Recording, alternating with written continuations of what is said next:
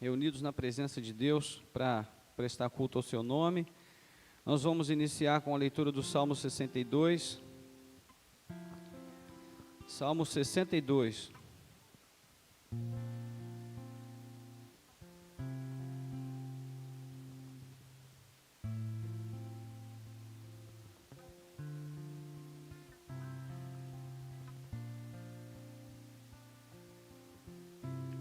Amém? Diz assim: somente em Deus a minha alma espera silenciosa, dele vem a minha salvação. Só Ele é a minha rocha, a minha salvação e o meu alto refúgio, não serei muito abalado. Até quando vocês atacarão um homem, todos vocês para o derrubarem, como se fosse uma parede pendida ou um muro prestes a cair? Só pensam em derrubá-lo da sua dignidade. Eles se alegram na mentira, de boca bendizem, porém no interior maldizem. Somente em Deus, ó minha alma, espera silenciosa, porque dele vem a minha esperança. Só Ele é a minha rocha, a minha salvação e o meu alto refúgio, não serei jamais abalado. De Deus dependem a minha salvação e a minha glória. Ele é a minha forte rocha e o meu refúgio. Confie nele em todo o tempo, ó povo. Derrame diante dele o seu coração. Deus é o nosso refúgio. Pura vaidade são os homens plebeus. Os de fina estirpe não passam de falsidade. Pesados em balança, eles juntos são mais leves do que a vaidade. Não confiem na opressão, nem ponham falsas esperanças na rapina. Se as riquezas de vocês aumentam, não ponham nelas o coração. Uma vez Deus falou, 2 vezes ouvi isto, que o poder pertence a Deus, e a ti, Senhor, pertence a graça, pois a cada um retribui segundo as suas obras. Amém. Louvado seja Deus. O Salmo de Davi, que nos lembra sobre a vaidade, das conquistas humanas, e por mais que nós enriqueçamos, por mais que nós venhamos a juntar tesouros nesse mundo, tanto o pobre quanto o rico diante de Deus são pesados do mesmo jeito, e o seu peso diante de Deus é nada, no sentido de receber glória ou honra ou reconhecimento por sua posição, por seu poder, por sua glória terrena. Só Deus é digno de receber a glória, só Ele é digno de receber o louvor, e por isso ele conclui com o Salmo dizendo: o poder pertence a Deus, e a Ele também a graça com a qual Ele retribui a cada um segundo suas obras. Que Deus seja bendito, seja louvado nesta manhã, seja engrandecido pelos nossos lábios, pelo nosso coração, que a nossa expressão de culto seja uma expressão viva do nosso desejo de exaltar e de glorificar o nome do Senhor. Amém? Então nós vamos agora orar, vamos pedir a direção do Senhor para esse momento. Oremos então. Nosso Deus e Pai, graças te damos por esta manhã. Bendito seja o teu nome pela tua bondade, o teu amor e o cuidado do Senhor sobre nós durante as horas da noite. Exaltamos o teu nome, porque na tua presença nós encontramos graça, encontramos provisão, sustento, misericórdia, compaixão, bondade, amor. Ó Deus, bendito seja o santo nome do Senhor por todas as bênçãos que o Senhor já tem derramado sobre nós, pela noite que passou e o sono que o Senhor nos deu. Ó Deus, a renovação das nossas forças e a tua misericórdia que tem se renovado mesmo antes de acordarmos, para nos receber, nos guardar e cuidar, Senhor, de cada um de nós. Bendito seja o teu nome. Nós te adoramos, te bendizemos e entregamos agora a direção deste culto nas tuas mãos, suplicando que a presença do teu Espírito venha nos dirigir, nos conduzir, nos inspirar, nos ungir, Senhor, e também que o teu Espírito fale conosco, ó Pai, de acordo com as necessidades que temos. Que cada coração aqui seja visitado pelo teu Espírito nessa manhã, e que ele possa falar de maneira apropriada a cada coração, segundo cada necessidade. Nós oramos e te agradecemos, entregando a ti, Senhor, portanto, a direção de tudo aqui, em nome de Jesus. Amém.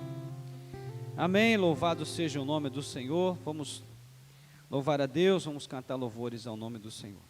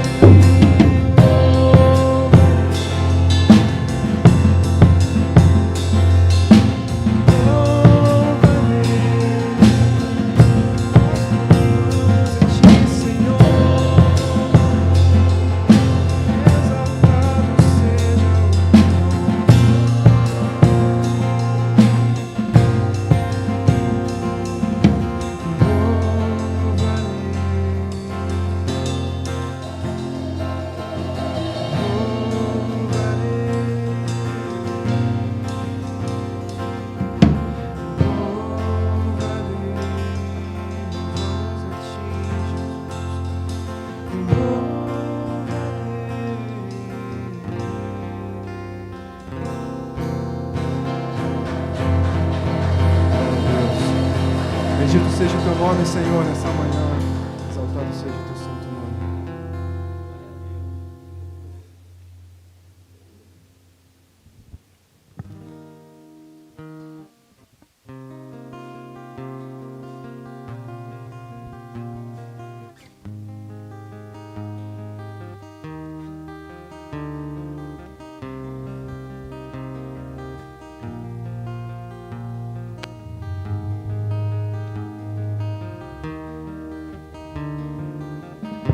Antes de eu falar, tu cantava sobre mim. Tu tens sido tão, tão bom.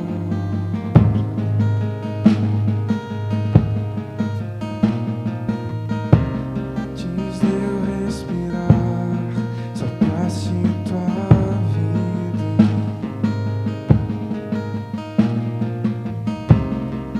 Tu tens sido tão, tão bom pra mim.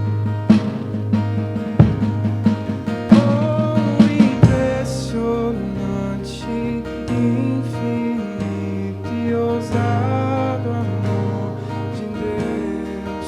Oh, que deixas 99 se uma se perdeu. Não posso comprá-lo, nem merecê-lo, mesmo assim se entregou.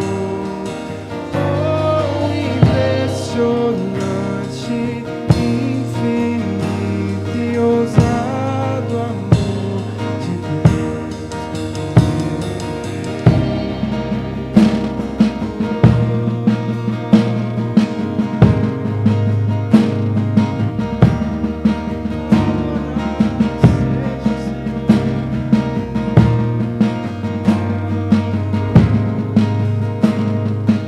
Inimigo eu fui.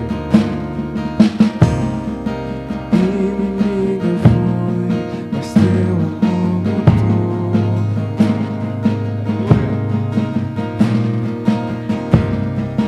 Tu tens sido tão, tão bom. Eu não tinha valor. Não tinha valor, mas tudo pagou por mim. Tu tens sido tão, tão bom. Oh, impressionante, infinito e ousado amor de Deus. Oh, que deixas 99 se uma se perdeu. Não posso comprá-lo, nem merecê-lo, mesmo assim se entregou. Oh, impressionante, infinito e ousado amor de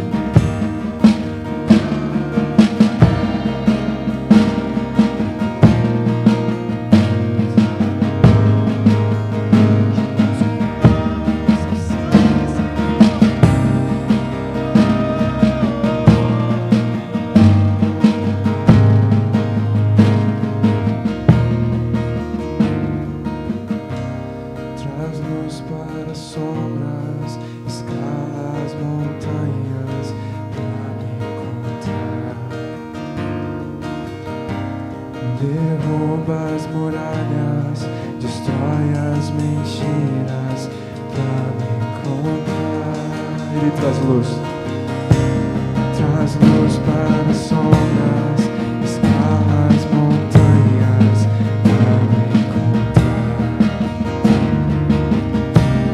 Derruba as muralhas, destrói as mentiras pra me encontrar.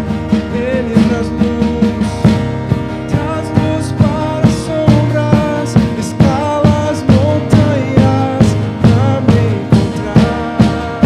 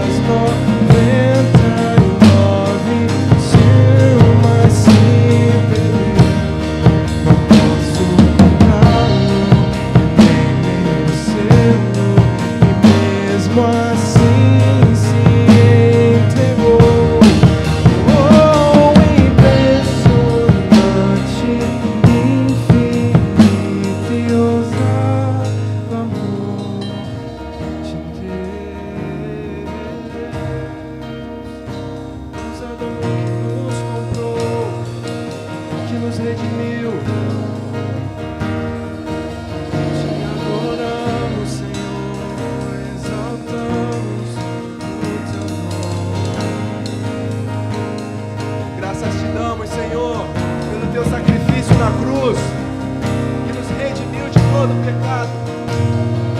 Exaltado seja o teu santo nome, Senhor. Receba o nosso louvor, receba a nossa adoração. Suba como aroma agradável a Ti. Em nome de Jesus. Em nome de Jesus.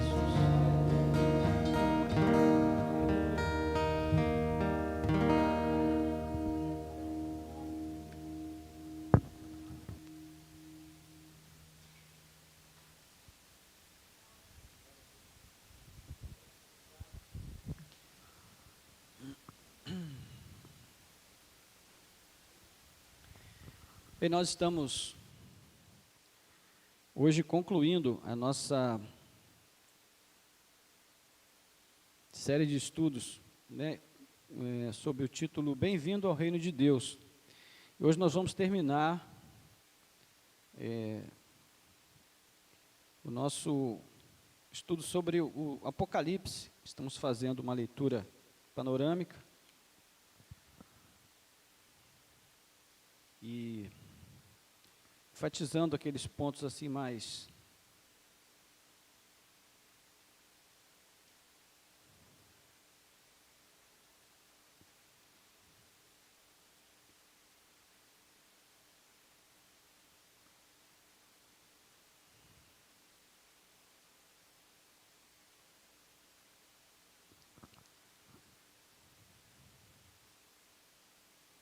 sensíveis do texto, né? Então, hoje é o triunfo do Cordeiro, parte 2. A apostila a gente sempre disponibiliza nos grupos da igreja, mas nós vamos voltar a imprimir, porque a gente sabe que tem algumas pessoas que têm mais dificuldade com isso, então a gente vai voltar a imprimir os próximos estudos aí para frente, tá bom? Mas se você acompanhar, você vai conseguir entender direitinho, porque esse estudo da manhã também é preparado assim de forma mais devocional, então certamente Deus há de falar aos nossos corações. Muito bem, nós vamos fazer a nossa primeira leitura, então, Apocalipse, livro de Apocalipse. Para quem não sabe, fica logo depois de Gênesis. Voltando um pouquinho ao primeiro livro. Nós vamos, no domingo passado nós fizemos a leitura do capítulo 5, né? Hoje nós vamos avançar um pouco, vamos fazer a leitura do capítulo 7,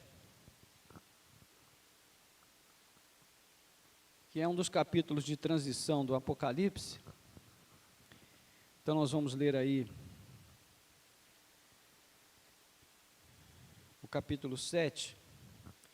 Diz assim: Depois disso, vi 4 anjos em pé nos 4 cantos da terra, segurando os 4 ventos da terra, para que nenhum vento soprasse sobre a terra, nem sobre o mar, nem sobre árvore alguma. Vi outro anjo que subia do nascente do sol, tendo o selo do Deus vivo. Ele gritou com voz bem forte aos 4 anjos, aqueles que tinham recebido poder para causar dano à terra e ao mar, dizendo: Não danifiquem nem a terra, nem o mar, nem as árvores, até marcarmos com um selo a testa dos servos do nosso Deus. Então ouvi o número dos que foram marcados com selo.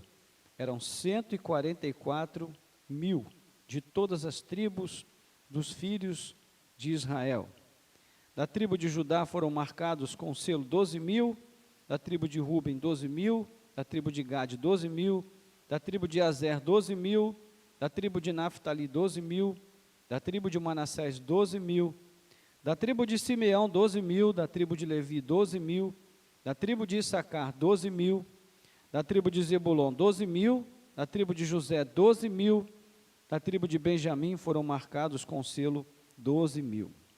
Depois dessas coisas vi, e eis grande multidão, que ninguém podia contar, de todas as nações, tribos, povos e línguas, em pé, diante do trono e diante do Cordeiro, vestidos de vestes brancas, com ramos de palmeira nas mãos, e clamavam com voz forte, dizendo: ao nosso Deus, que está sentado no trono, e ao Cordeiro, pertence a salvação.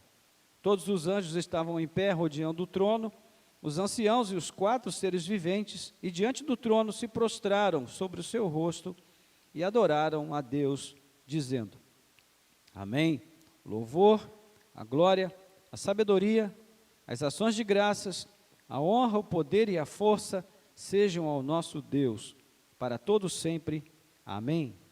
Um dos anciãos tomou a palavra e me perguntou: quem são e de onde vieram estes que estão vestidos de branco? Respondi: o Senhor sabe.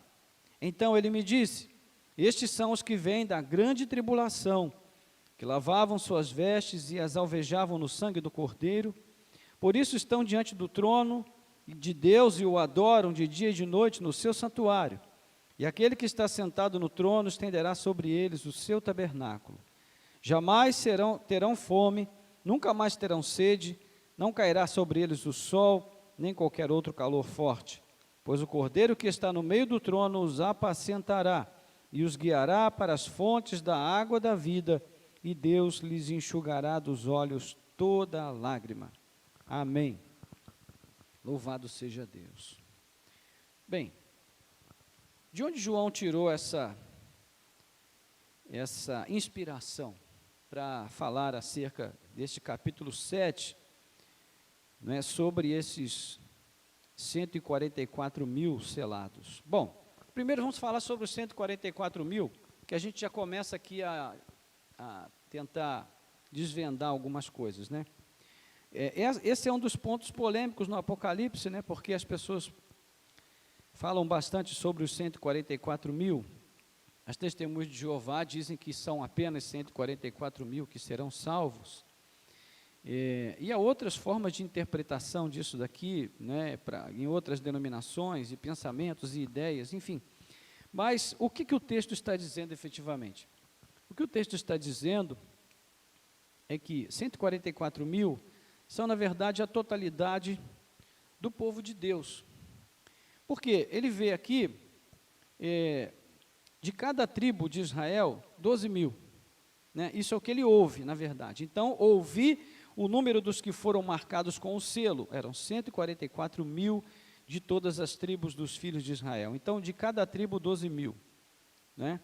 Então, a gente sabe que 12 vezes 12, né? Essa potenciação de 12, nós temos os 144. Né? Então, elevado a 1000, que é o número de grandeza na Bíblia, mas não significa uma grandeza, um número exato, é uma ideia de grandeza, só isso, né? Então, assim como a Bíblia diz que diante de Deus, um dia e 1000 dias, é como se fosse a mesma coisa, né? Para Deus, não existe uma definição exata em termos dessa questão de números. Então, nós vamos perceber que o que João está vendo aqui, e o que ele está ouvindo aqui neste momento, é mais uma simbologia de todas aquelas que ele usa no livro do Apocalipse. Porque se você parar para pensar direitinho e prestar atenção no texto, você vai perceber o seguinte: ele ouviu que o número dos selados foram 144 mil. Mas depois ele viu, lá no versículo 9, ele diz: depois dessas coisas vi, e eis grande multidão que ninguém podia contar. Ou seja, então, não são apenas 144 mil, é uma grande multidão, cujo número não podia ser contado. Ou seja, era um grande número de pessoas. E além do mais, não era só do povo de Israel, porque ele diz que havia gente de todas as nações, tribos, povos e línguas. Então, os 144 mil formam o quê? A totalidade do povo de Deus, que vem sendo salvo ao longo do tempo, que ainda será salvo até o dia do Senhor, né? Até o fim dos tempos. Agora, essa ideia do selo, de onde é que João tirou isso? Se você voltar comigo um pouquinho lá no livro de Ezequiel, vamos em Ezequiel capítulo 9. Ezequiel capítulo 9. Nós só estamos fazendo aqui uma introdução para a gente perceber que os símbolos, os valores, as imagens que João usa no Apocalipse, todas elas estão na Bíblia, no Antigo Testamento. ele não inventou nada, ele não criou nada, ele não imaginou nada de si, né? A inspiração que Deus deu a ele foi baseada, sobretudo, naquilo que já havia sido revelado no passado, sobretudo aos profetas. Então, no capítulo 9 de Ezequiel, diz assim, a partir do verso 1. Veja se não parece com o texto de João. Então ouvi que ele gritava em alta voz, dizendo: venha cá, vocês que estão encarregados da cidade, cada um com a sua arma destruidora na mão. Uma ordem foi dada para que os agentes da destruição entrassem em Jerusalém e destruíssem tudo. É uma representação também daquilo que o Império Babilônico estava realizando, né, contra o povo de Judá. Então venham cá, vocês que estão encarregados da cidade, cada um com sua arma destruidora na mão. Eis que vinham 6 homens pelo caminho do portão superior, que dá para o norte, cada um com a sua arma esmagadora na mão. Entre eles estava um homem vestido de linho, com um estojo de escriba à cintura. E eles entraram e se puseram junto ao altar de bronze. A glória do Deus de Israel se levantou do querubim, sobre o qual estava indo até a entrada do templo.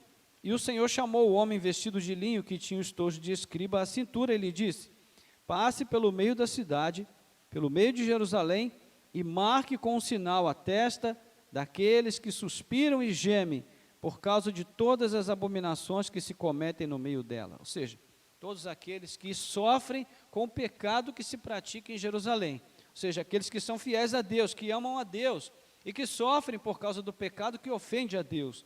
Então, estes deveriam ser selados.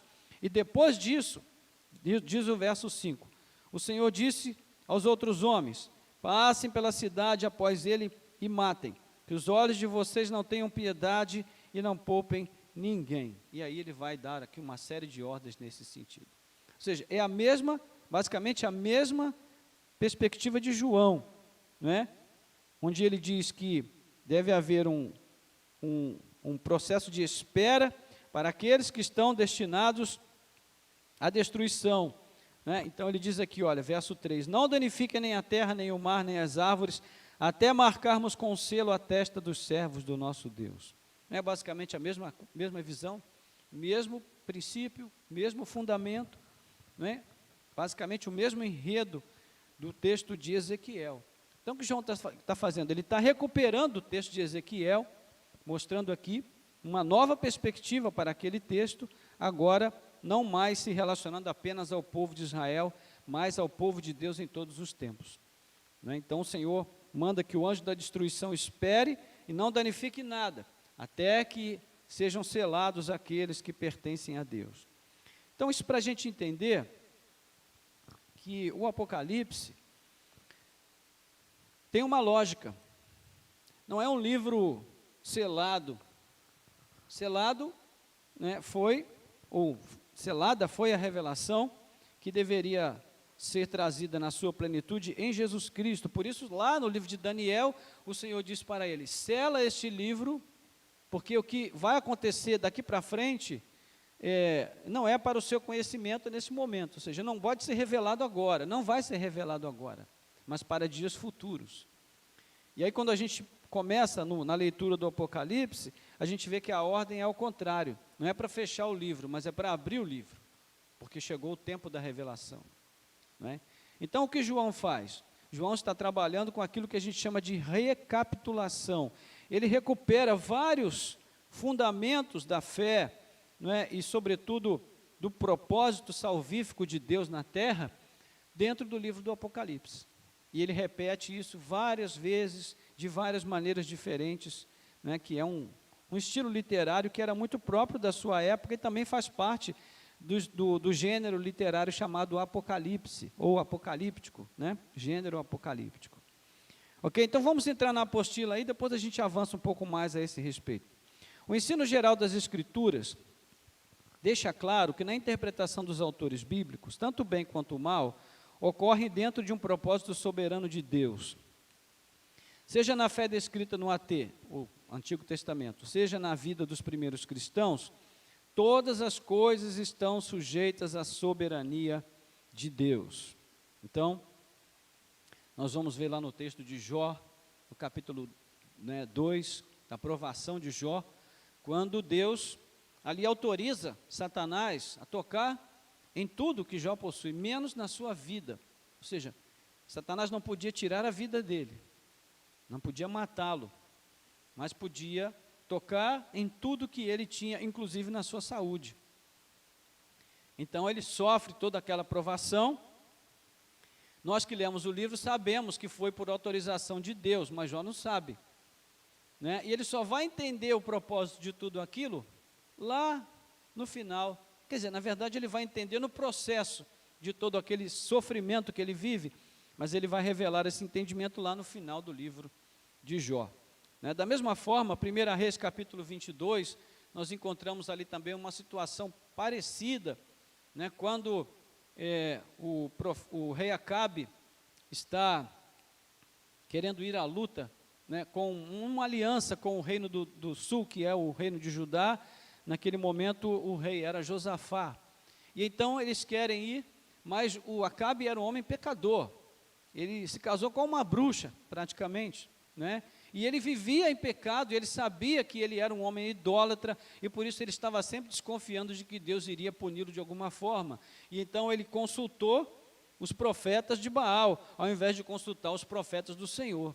E os 400 profetas disseram: não, você pode ir, porque vai dar tudo certo, vocês vão ter vitória e tal. Mas antes disso, diz lá, mostra lá uma conferência na esfera celestial, em que um ser sai diante de Deus e diz: Senhor, permita que eu vá e seja um espírito de mentira na boca daqueles 400 profetas. E o Senhor diz: então vá. E ele vai, e assim ele induz aqueles profetas a profetizarem a mentira. Na verdade, eles eram profetas falsos, né? Mas por uma permissão de Deus, esse encaminhamento vai ser dado a Acabe. E então eles chamam o Mica, né, quando Josafá diz assim: mas não tem um profeta do Senhor aqui nessa terra? Aí o Acabe diz: não, tem o Mica, mas ele sempre profetiza contra mim. Então aí quando eles chamam, né, e o Mica, com medo de morrer, diz assim: não, vai que o Senhor vai te dar vitória. E aí o Acabe diz: não, você só me fale a verdade. E ele diz: olha, se você for, você vai morrer nessa batalha. E aí o Acabe se disfarça, tira as vestes reais e fala para olha como ele é amigo. Aí ele fala para o Josafá: vai você vestido de rei, porque eu vou me disfarçar. E aí ele põe a roupa de um soldado comum e vai para a batalha, e lá diz a Bíblia que no meio da guerra uma flecha aleatória, né, encontrou aqui justamente na parte da articulação da armadura, na altura do coração, e ele foi ferido e ele morreu, né, como um soldado comum no meio da guerra. Então, a gente percebe o quê? Que, irmãos, tudo está nas mãos de Deus. Satanás não faz nada sem que Deus permita. Tudo está nas mãos de Deus. Deus tem o controle de tudo.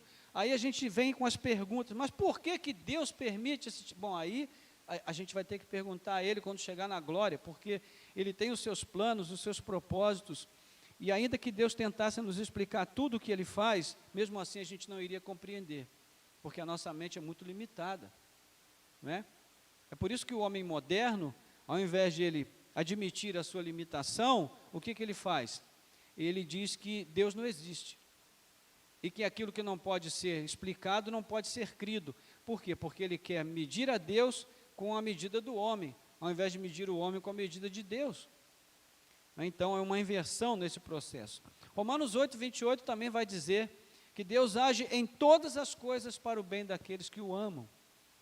E no capítulo 6 de Apocalipse, se nós olharmos aí do verso 9 até o 11, vai dizer assim: quando o Cordeiro quebrou o quinto selo, vi debaixo do altar as almas daqueles que tinham sido mortos por causa da palavra de Deus e do testemunho que deram, e clamaram em voz forte, dizendo: até quando, ó soberano Senhor, santo e verdadeiro, não julgas, nem vingas o nosso sangue dos que habitam sobre a terra? Então cada um deles foi dado uma veste branca, e lhes foi pedido que repousassem ainda por um pouco tempo, até que também se completasse o número dos seus conservos e dos seus irmãos, que iam ser mortos como eles tinham sido. Olha só. Então imagine você ouvindo aquele evangelho da prosperidade que diz assim, não, se você for de Jesus, nenhum mal vai te acontecer. Aí você vê aqui essa visão dos homens santos de Deus, que entregaram a sua vida por amor a Cristo, é o evangelho, né? As suas almas estão clamando, é claro que isso aqui é uma visão, isso aqui é uma visão espiritual que João tem. O que ele está dizendo aqui, na verdade? Ele está falando para 7 igrejas da Ásia, ele está dizendo, meus irmãos, não fiquem vocês pensando que o sangue dos justos, derramado porque amaram a Deus, porque testemunharam do Evangelho, não será vengado, porque será, mas isso será feito no tempo que Deus determinou. Porque ainda outros santos vão morrer pela causa de Cristo. Não é diferente desse Evangelho que a gente escuta por aí? Então João está trazendo o quê? Uma palavra de conforto para uma igreja que está sofrendo. As pessoas estão morrendo, estão sofrendo, os seus bens estão sendo espoliados, ou seja, o Estado romano está tomando posse daquilo que eles possuem. E eles estão nessa luta terrível. Então João está trazendo uma palavra de conforto para eles. Não é? Ou seja, Deus é soberano. Não é? Ele detém o controle de todas as coisas nas suas mãos. Então tudo é ordenado para que cumpra a sua vontade. Okay? O mundo moderno desenvolveu uma compreensão dualista a respeito do bem e do mal. Somos parte de uma sociedade que pretende exorcizar todo tipo de entendimento que é contrário ao que ensina a palavra de Deus e a melhor tradição cristã. Ou seja,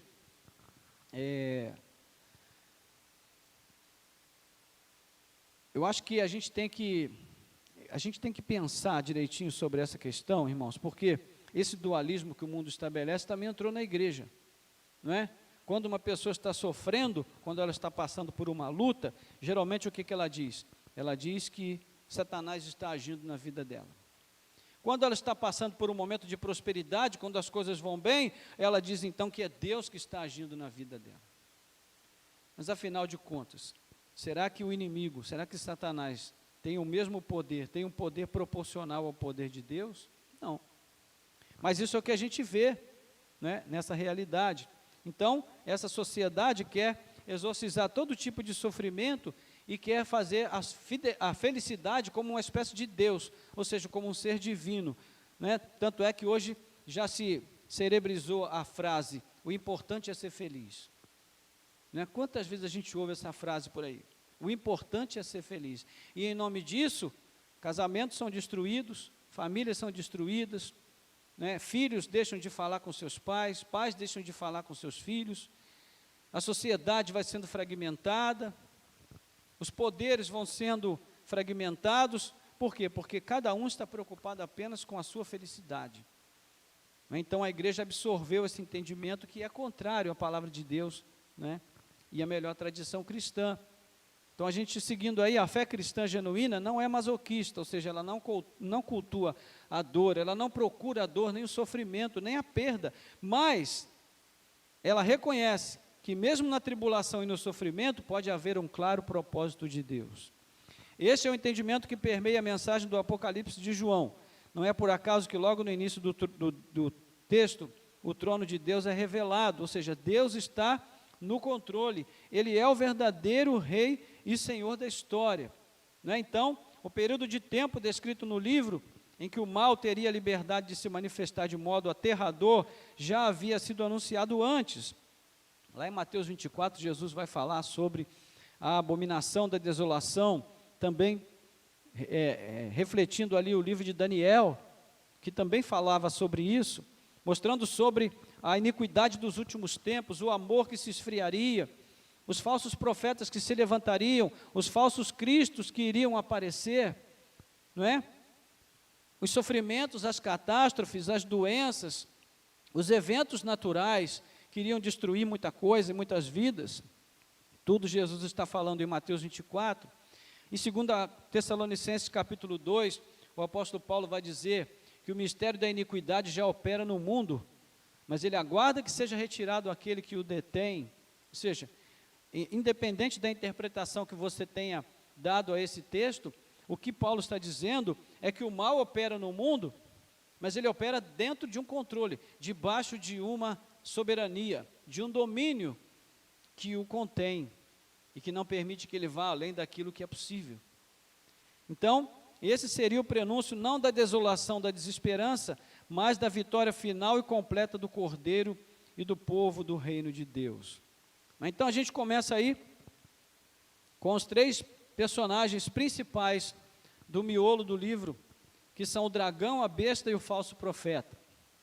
João utiliza figuras muito conhecidas no Antigo Testamento e na literatura judaica para descrever de modo simbólico as tribulações que a igreja sofre na terra. Então aí 3 figuras vão se destacar: o dragão, a besta, que é o anticristo, e o falso profeta, né? Os 3 formam uma espécie de trio satânico. Então, nós vamos ver primeiro aí a figura do dragão. Então vamos lá. Bom, primeira coisa importante aí, o Apocalipse não foi escrito de modo linear. O que isso quer dizer? Na verdade, a Bíblia como um todo, ela não é escrita necessariamente de modo linear. Às vezes, uma coisa que está escrita no capítulo 2, ela acontece depois daquilo que está escrito no capítulo 4. Mas a gente tem o hábito de achar que tudo é cronologicamente organizado e harmonizado, mas não é assim.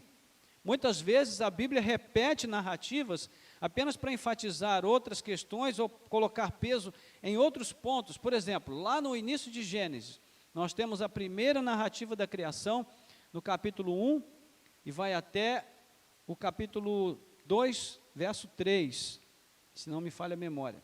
Nós temos a primeira narrativa da criação. Do verso 4 em diante, nós temos a segunda narrativa da criação.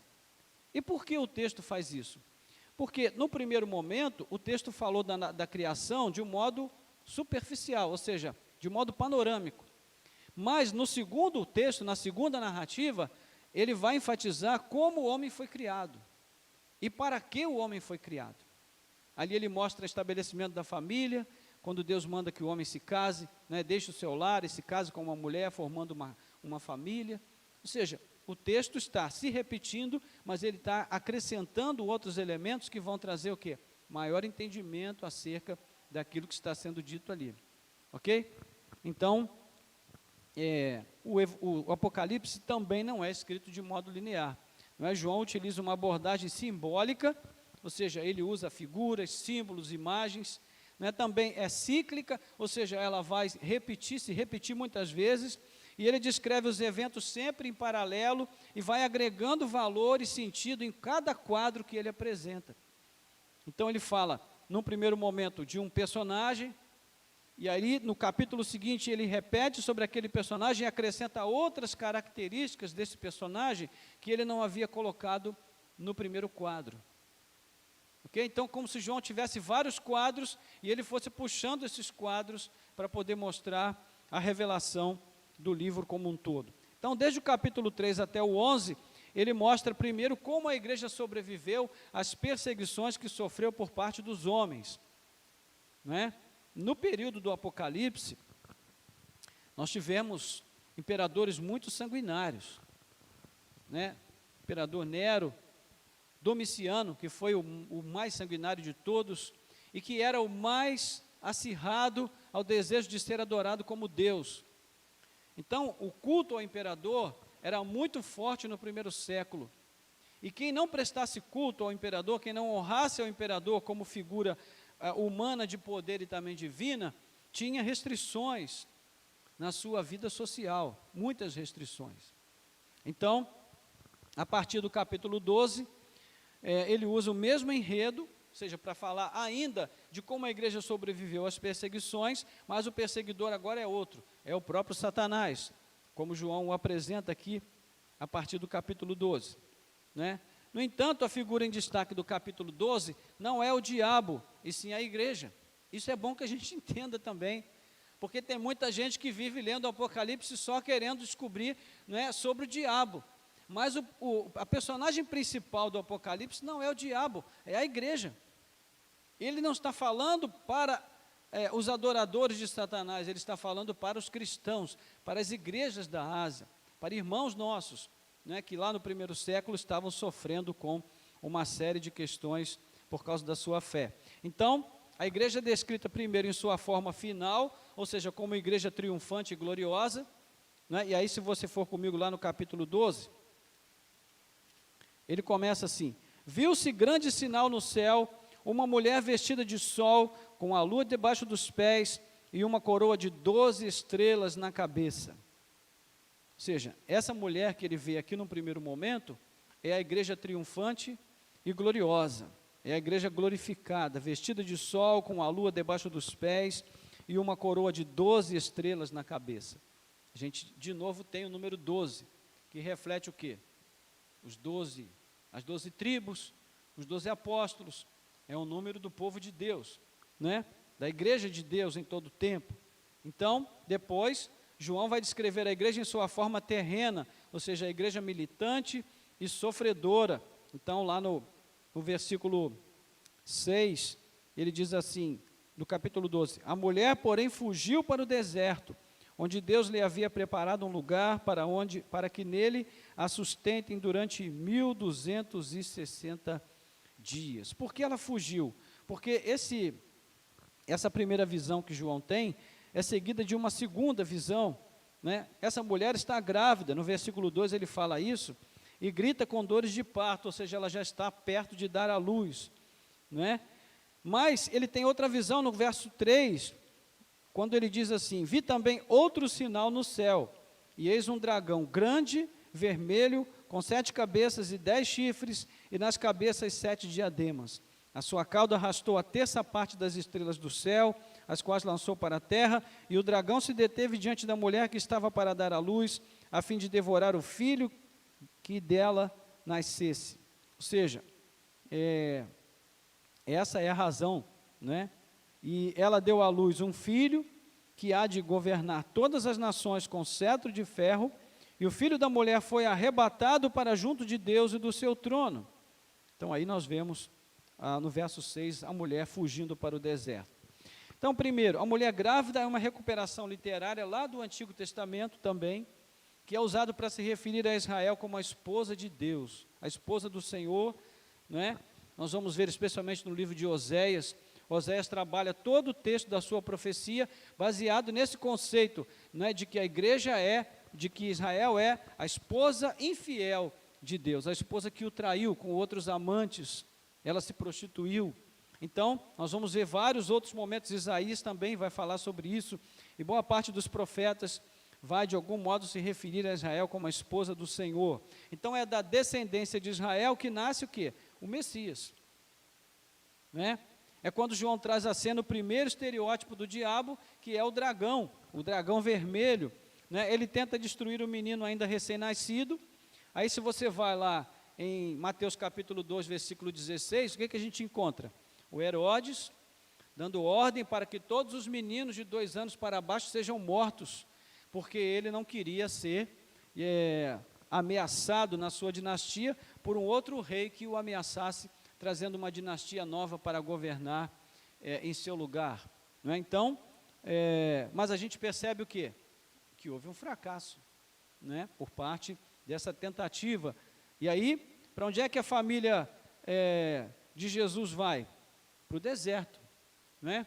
Vai para o deserto e fica lá durante um tempo, vai para o Egito e fica no Egito durante aquele tempão, e aí depois eles voltam, já com outro governador. Ou seja, são símbolos que estão presentes em todo o Evangelho, no Antigo Testamento, e João vai recuperando isso, e ele vai criando uma linguagem marcada por esses símbolos, que recapitula, ou seja, que recupera coisas, eventos que já se passaram na história do povo de Deus, né? E ele também, com isso, ele avança para falar de coisas que ainda estavam acontecendo, e de coisas que ainda poderiam acontecer.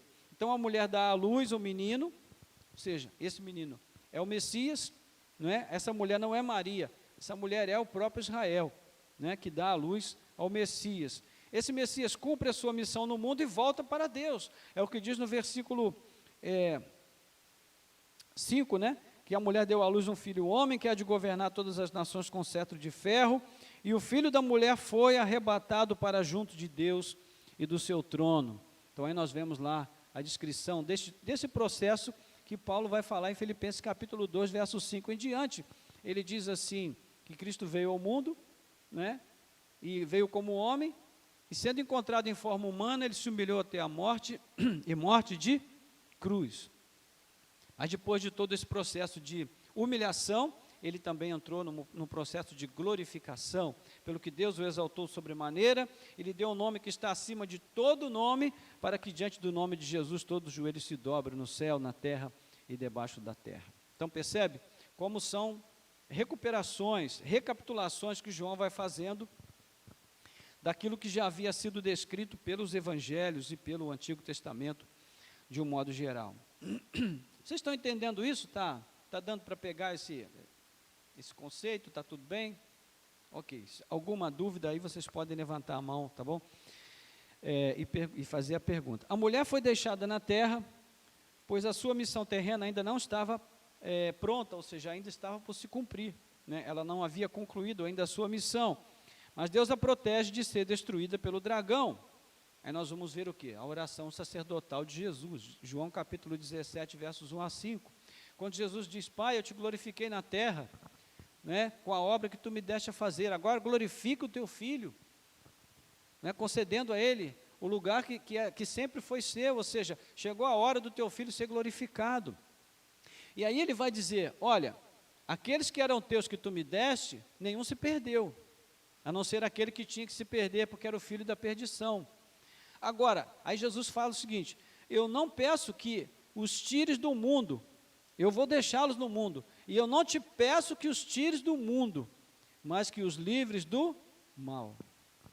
Então, seja, o próprio João está recuperando aqui, para aqueles que creem que foi o mesmo autor que escreveu o Apocalipse, né, ele está recuperando o texto de sua própria autoria, na oração sacerdotal de Jesus, né, e também, lá nos versos 11 a 15, Jesus vai repetir basicamente as mesmas palavras, e ele diz que o mundo odeia os seus, né, e diz que o mal, que o maligno, quer tocar neles. Então, ele pede ao Pai, diz, Senhor, protege-os, para que o maligno não lhes toque. Olha só, não é o mesmo enredo, o mesmo princípio? Então, ele está recuperando essas visões, essas revelações já recebidas nos evangelhos e em outros textos. A fúria do dragão contra a mulher é imensa, mas ele jamais triunfa em sua sede de destruí-la. Então nós vamos ver aí no capítulo 7, no capítulo 12, do 7 ao 17, que estourou uma guerra no céu, Miguel e seus anjos lutaram contra o dragão, também o dragão e seus anjos lutaram, mas não conseguiram sair vitoriosos, e não havia mais lugar para eles no céu. E foi expulso o grande dragão, a antiga serpente, que se chama Diabo e Satanás, o sedutor de todo mundo. Ele foi atirado para a terra, e com ele os seus anjos. Então, ele segue aí dizendo, ouvi uma outra voz forte, proclamando, agora veio a salvação, o poder, o reino do nosso Deus e a autoridade do seu Cristo, pois foi expulso o acusador de nossos irmãos, o mesmo que os acusava de dia e de noite diante do nosso Deus, e eles o venceram por causa do sangue do Cordeiro e por causa da palavra do testemunho que deram, mesmo diante da morte não amaram a própria vida. Por isso alegre-se os céus, vocês que neles habitam, ai da terra e do mar, pois o diabo desceu até vocês cheio de fúria, sabendo que pouco tempo lhe resta. Então, quando o dragão viu que tinha sido atirado para a terra, perseguiu a mulher que tinha dado à luz o filho, mas foram dadas à mulher asas da grande águia para que voasse para o deserto, para o seu lugar, aí onde é sustentada durante tempos e metade de um tempo, fora do alcance da serpente. Então a serpente lançou da boca a água como de um rio atrás da mulher, a fim de fazer com que ela fosse arrastada pelas águas. A terra, porém, socorreu a mulher, abriu sua boca e engoliu o rio que o dragão tinha lançado de sua boca. O dragão ficou irado com a mulher e foi travar guerra com o restante da descendência dela, ou seja, os que guardam os mandamentos de Deus e têm o testemunho de Jesus, e o dragão se pôs em pé sobre a areia do mar. Então, se a gente olhar esse cântico aqui do verso 10 até o verso 12, o que nós vamos ver aqui, irmãos? Vamos ver o evangelho aqui. Quando é que isso tudo aconteceu? Veja, agora veio a salvação, o poder, o reino do nosso Deus e autoridade do seu Cristo. Quando Jesus veio ao mundo, ele diz: é chegado a vós o reino de Deus. João vai dizer isso, né? O João Batista, não esse João, o João Batista.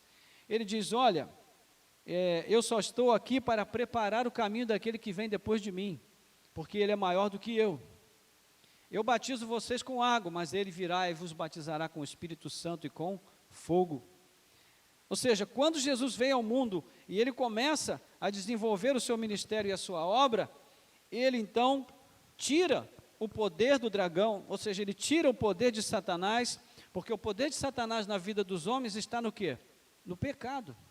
É através do pecado que Satanás escraviza os homens, mas quando Cristo liberta do pecado, ele também os liberta de Satanás. Satanás perde o seu poder sobre a vida daquela pessoa, e Cristo então passa a ser o único Senhor na sua vida. Então, o texto diz: pois foi expulso o acusador de nossos irmãos, o mesmo que os acusa de dia e de noite diante do nosso Deus. Agora, como é que o crente vence o diabo? Eles o venceram por causa do sangue do Cordeiro e por causa da palavra do testemunho que deram, e mesmo diante da morte, não amaram a própria vida. E ele está falando para uma igreja que está morrendo por causa do testemunho. Ou seja, fiquem firmes, porque mesmo diante da morte, né, nós devemos permanecer olhando para o prêmio, para a soberana vocação, como Paulo diz. Então ele diz: por isso alegrem-se, ó céus, e vocês que nele habitam, mas ai da terra e do mar, pois o diabo desceu até vocês cheio de fúria, sabendo que pouco tempo lhe resta. Então, isso aqui é o quê? É o Evangelho.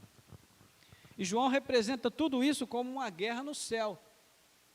Ou seja, ele mostra uma perspectiva espiritual daquilo que acontece na perspectiva terrena. Deu para entender isso? Hã? Não deu? Qual ponto ficou mais difícil?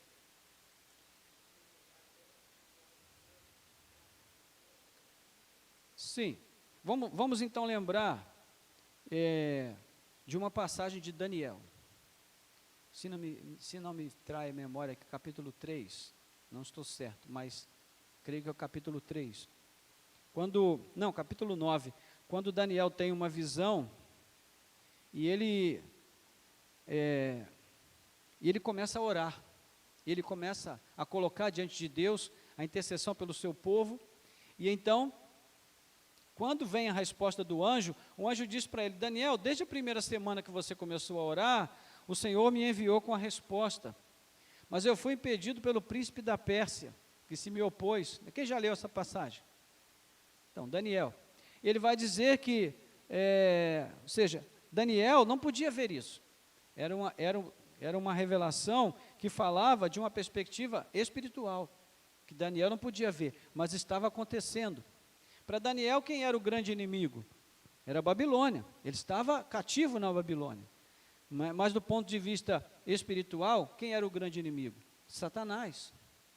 Então, João está mostrando aqui uma perspectiva diferente, mas com a mesma vertente profética, ou seja, ele está falando que a obra de Cristo no mundo, a obra vitoriosa de Cristo no mundo, que libertou, né, os seus do poder do pecado, de Satanás, e deu a eles a vida eterna, a autonomia e a salvação, ela tem implicações espirituais.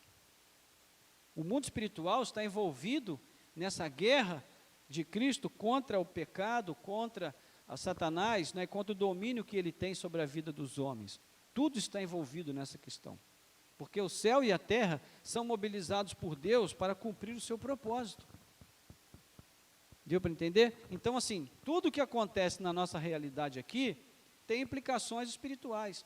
Ou a gente poderia até dizer melhor: tudo que acontece na realidade espiritual, não é, tem implicações nas nossas vidas. Sim, Hebreus capítulo 11, quando ele diz que a fé é a certeza das coisas que se esperam e a convicção de fatos que não se veem. Ou seja, nós estamos falando de coisas que estão além da nossa compreensão, além da nossa apreensão física, não é? C.S. Lewis, um autor que muita gente gosta muito, eu também gosto muito, ele acreditava que nós não podemos ver os anjos porque eles se movimentam numa velocidade tão grande que a nossa visão não consegue perceber, né? Porque a nossa visão é limitada em termos de velocidade. Tem coisas que passam tão rápidas que a gente não consegue ver, né? Então, C.S. Lewis acreditava que a gente não consegue ver os anjos porque eles se movimentam muito rápido e por isso a gente não consegue, a nossa visão não consegue apreender, não consegue capturar aquela imagem, né? O pessoal que usa celular aí, quando alguém está passando muito rápido assim, às vezes você, não, pera aí que essa aqui não passou direto, não consegui ver. Isso a gente está falando de uma coisa bem simples. Então imagina assim, de um ser espiritual que se movimenta à velocidade da luz, né? A gente não consegue ver. Então isso tudo é especulação, tá, gente? Só para a gente poder ter uma ideia de quantas coisas podem estar fora da nossa percepção e a gente não consegue nem saber que isso existe, né? E a gente, quando era criança, o nosso meio de comunicação era o rádio de pilha ou rádio à luz, né? O rádio de pilha tinha cada pilha desse tamanho assim, eram 6 pilhas para poder, durava um programa, né? Porque o troço consumia pilha, que era uma grandeza. E os rádios eram a válvula, os negócios também imensos assim, né? Uma caixa de madeira enorme e ainda saía com aquele chiado. E lá em casa o pessoal costumava ouvir a Turma da Maria Mansa todo fim de tarde, né? E sempre naquele radinho. Era o nosso meio de comunicação. Se naquela época alguém chegasse para nós e dissesse assim, você pode me emprestar o seu smartphone? Ninguém ia poder responder essa pergunta, porque esse conceito não existia. Ninguém sabia, não existia esse conceito de smartphone. Não existia internet, computador, nada disso. Hein? Bateria, né? Pois é, então. Hoje a gente percebe que existe um avanço muito grande da tecnologia, sim, mas ainda existem muitas coisas que ainda serão descobertas e que quando forem descobertas lá na frente, os nossos netos e bisnetos vão olhar para trás e vão dizer, se na época do meu avô ou do meu bisavô, eles nem ouviram falar sobre isso. Então, assim, é muita arrogância do ser humano achar que ele pode resumir Deus com a sua mente. Não é muita arrogância? Porque se a gente não consegue captar coisas, né, que estão além do nosso tempo, apenas na questão temporal, ou seja, do que acontece hoje para o que pode acontecer amanhã ou depois, então o que dirá a gente ter a compreensão de todos os fatos que adentram a eternidade? Então o ser humano devia ser bem mais humilde, né? Ao olhar para o céu, ele devia se curvar e dizer assim, realmente, só Deus é que é soberano, só Ele é que sabe de todas as coisas. Então, o texto de João também mostra muito disso para nós. Então, o dragão, ele vai aqui no final das contas, o que ele vai fazer?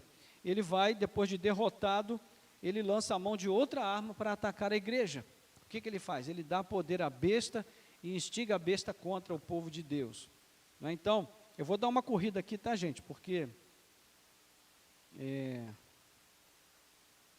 tentar terminar aqui hoje ainda. Mas depois, qualquer dúvida, a gente pode tirar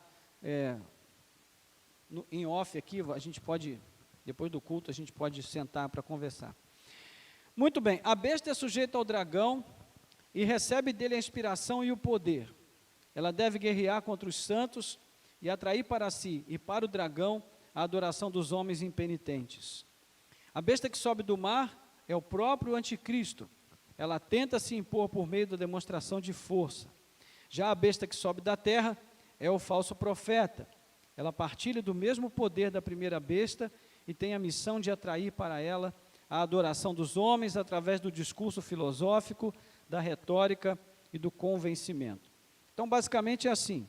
A besta que sobe do mar, ela vai impor a sua autoridade sobre os homens com o poder militar, com o poder do uso da força física, a força das instituições, né? A segunda besta, que é o falso profeta, que sobe da terra, ela vai se impor aos homens através do discurso, da argumentação filosófica, da retórica, da arte de convencer as pessoas através do discurso.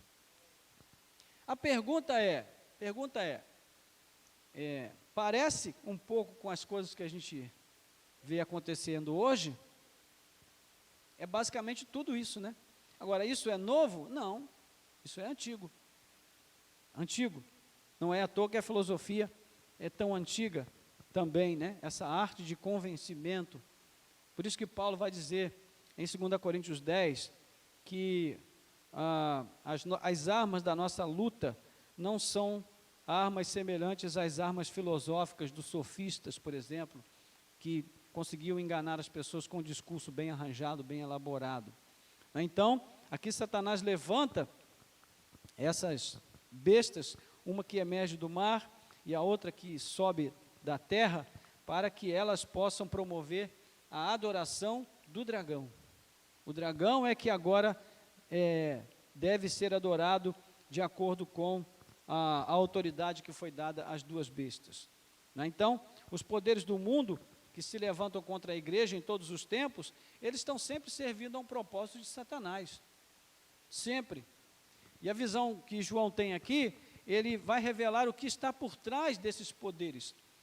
Ou seja, o dragão, a besta e o falso profeta. O falso profeta, que é o porta-voz da besta, ele também opera sinais e maravilhas que vão atrair e seduzir os homens. Aí a gente vai ver aí no capítulo 16, 13 a 14, e também 19 a 20, 16, 13 a 14. Então vi sair da boca do dragão, da boca da besta e da boca do falso profeta 3 espíritos imundos semelhantes a rãs. As rãs vão lembrar o quê? As pragas do Egito, né? São espíritos de demônios, operadores de sinais, e se dirigem aos reis do mundo inteiro, a fim de ajuntá-los para a batalha do grande dia do Deus Todo-Poderoso. Ou seja, o convencimento vai ser tão forte, tão grande e tão eficaz, que os povos se levantarão contra o próprio Deus, né? Isso está acontecendo hoje, essa negação da existência de Deus, a blasfêmia contra o nome de Deus, acontece nos nossos dias? Sim, acontece. Então, isso daqui, João está falando para quem? Ele está falando para as 7 igrejas, mas ele também está falando para todas as igrejas em todos os tempos, as igrejas que sofrem, para os cristãos que sofrem com a perseguição do Estado e do sistema ao seu redor, ok? Então, ele vai seguir aqui falando a respeito do número da besta, da marca da besta, e a gente vai fechar por aqui hoje. Vamos ter que terminar no domingo que vem, porque senão a gente vai ter que interromper muita coisa, a gente vai ter que eu sei que vão ficar perguntas aqui, né? E eu quero explicar muito bem explicadinho esses detalhes acerca. Eu escolhi focar esses pontos porque eu sei que são os pontos mais polêmicos, né? Então, como eu sabia que iam ficar muitas coisas sem resolver, eu então escolhi deliberadamente esses pontos porque eu sei que são os mais polêmicos, e a partir daqui a gente vai ter recursos para poder interpretar o restante também, tá bom? Mas, ainda assim, se houver perguntas, a gente, depois que encerrar o culto, a gente pode conversar sobre isso, tá bom? Então, as nossas perguntas lá do final, a gente vai deixar para responder no domingo que vem, concluindo aqui a nossa lição. Então, você já sabe que a gente parou na besta.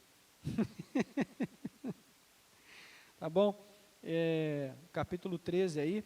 Então, faça o seguinte, vou passar uma lição de casa. Você pode ler o capítulo 12, do capítulo 12 até o capítulo 19, ou 20, até o capítulo 20 do Apocalipse. Faça esse esforço aí de ler, né? Capítulo 12, ó, segunda, terça, quarta, quinta, sexta, sábado, até sábado, se você ler um capítulo e meio por dia, ou 2 capítulos, até sexta ou sábado você lê isso aí, tranquilo. Do capítulo 12 até o capítulo 20, para vocês poderem vir afiados também para cá, e a gente anote as suas dúvidas, e aí a gente vai ter mais tempo para poder finalizar isso daí, tá bom? Bom, por enquanto, gente, o que a gente precisa entender é o seguinte, o Apocalipse revela para a igreja para as igrejas da Ásia, e também para todos aqueles que creem em Deus, que independente do que aconteça no mundo, independente do que a igreja sofra neste mundo, nós temos uma garantia, nós temos uma segurança da parte de Deus, que o Senhor já fez tudo aquilo que era necessário para a nossa salvação. Não há mais nada a ser feito, nada. Né? O autor aos Hebreus diz que se nós, depois de termos sido beneficiados, né, abençoados, privilegiados com tamanha salvação, se nós ainda, né, decidirmos viver deliberadamente no pecado, ele diz, não resta sacrifício para nós, porque estamos pisando o sangue da aliança, então nos fazemos inimigos de Deus. Cristo fez tudo o que era necessário. Essa é a mensagem de João. Tudo que é necessário para a nossa salvação, Cristo já fez. Agora, nós precisamos dar uma resposta a Ele. E qual é a nossa resposta? Perseverança, fé, confiança, né? E fidelidade a Deus. São as respostas que o Senhor espera de nós. E é isso que João está colocando aqui para as igrejas da Ásia, e para todos aqueles que creem no Senhor, estão sendo salvos ao longo dos anos, que compõem a história da igreja e do povo de Deus. Ok? Que Deus nos abençoe, que Ele nos instrua, que Ele traga compreensão para nós acerca de tudo isso. Muito bem, nós vamos seguir agora com o nosso tempo de culto ainda, passando para o nosso tempo de ofertas e dízimos. Então, se você veio preparado para trazer a sua contribuição, nós vamos colocar o gasofilácio aqui. Vou pedir que você, por gentileza, coloque ali deposite ali no gasofilácio a sua oferta, o seu dízimo, e nós vamos orar, vamos agradecer ao Senhor antes de você fazer isso. Nosso Deus e Pai, graças te damos pelo privilégio que temos de poder ofertar e entregar os nossos dízimos a Ti. Obrigado pela Tua fidelidade, pelo Teu amor para conosco, pelo modo como o Senhor tem suprido as nossas necessidades. Te damos graças, Senhor, e entregamos agora também a Ti o dizimista, o ofertante, meu irmão, minha irmã, esse povo fiel, Senhor, que tem mantido de pé esse ministério, abertas as portas desse templo, e que tem constituído a igreja que se reúne neste lugar. Que o Senhor continue abençoando cada um com Tua graça e misericórdia, suprindo as necessidades, derramando graça e abundância, Senhor, em cada lar, trazendo prosperidade em cada família, tocando na fonte de renda de cada um para fazer prosperar e crescer cada vez mais, e também abrindo portas de emprego para aqueles que precisam, Senhor. Nós te pedimos e te agradecemos, entregando a Ti, consagrando a Ti os recursos alçados nesta manhã, em nome de Jesus. Amém.